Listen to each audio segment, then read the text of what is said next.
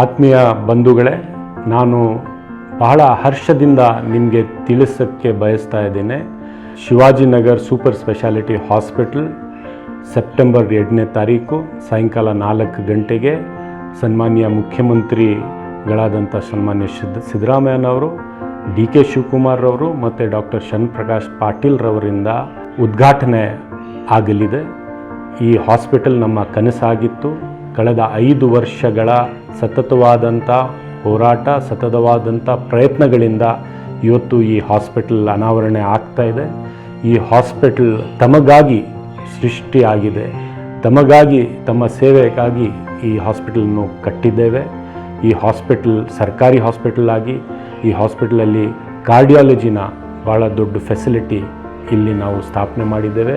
ಯಾಕಂದರೆ ಹೃದಯಘಾತ ಆದಾಗ 1 ಗಂಟೆಯ ಸಮಯ, ಆ 1 ಗಂಟೆ ಗೋಲ್ಡನ್ ಅವರ್ ಸಮಯ ಸರಿಯಾಗಿ ನಾವು ಒಬ್ಬ ವ್ಯಕ್ತಿಯ ಚಿಕಿತ್ಸೆ ಮಾಡದೇ ಇದ್ದರೆ ಬಹಳಷ್ಟು ಜನರು ತಮ್ಮ ಪ್ರಾಣವನ್ನು ಕಳ್ಕೊಂಡಿದ್ದಾರೆ. ಇಂಥದ್ದು ನಾವು ನೋಡಿದ್ದೇವೆ. ಅದಕ್ಕಾಗಿ ಈ ಹಾಸ್ಪಿಟಲ್ ನಾವು ಶುರು ಮಾಡಿದ್ದೇವೆ. ಇಲ್ಲಿ ಬರೀ ಕಾರ್ಡಿಯಾಲಜಿ, ಹೃದಯ ಸಮಸ್ಯೆಗಳಿಗೆ ಮಾತ್ರ ಅಲ್ಲ, nephrology, gastroenterology, paediatrics, plastic surgery, ಇಂಥ ಹಲವಾರು ಸ್ಪೆಷಲೈಸ್ಡ್ ಟ್ರೀಟ್ಮೆಂಟ್ಸ್ ಈ ಹಾಸ್ಪಿಟಲಲ್ಲಿ ನಾವು ಸ್ಥಾಪನೆ ಮಾಡಿದ್ದೇವೆ.